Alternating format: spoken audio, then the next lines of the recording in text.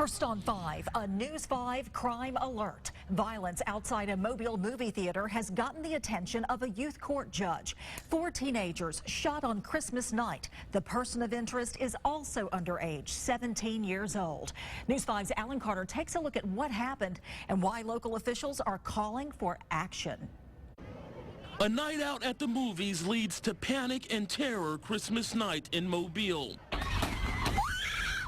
People running and screaming as shots are fired in the Wynnsong Theater parking lot on Schillinger Road. 4 teenagers shot. We had a 14-year-old female shot in the leg, 14-year-old male shot in the leg, an 18-year-old male shot in the leg, hip, and abdomen, and then a second 18-year-old male that was shot in the abdomen.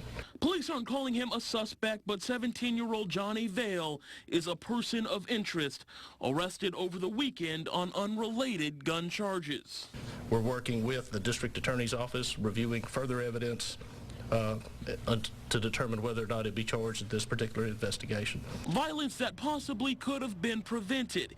Even before the shooting, police on the scene trying to control a large and unruly crowd, as many as 400 kids with no parents around. We're dealing with kids as young as 8 years old that were out in this parking lot, that were hanging out with teenagers, and that was what caused us a great difficulty in trying to disperse this crowd. You can imagine the concern for people just out to see a movie. So I came out here and all I heard was gunshots. But they need their mama. They mama need to come out here and get them. Very rowdy crowd, yeah. A lot of people behind me, and it's just, I mean, I've never seen Mobile like this, and it's kind of disturbing to me, and I know to everyone else here. The event resurfacing concerns of violence in Mobile.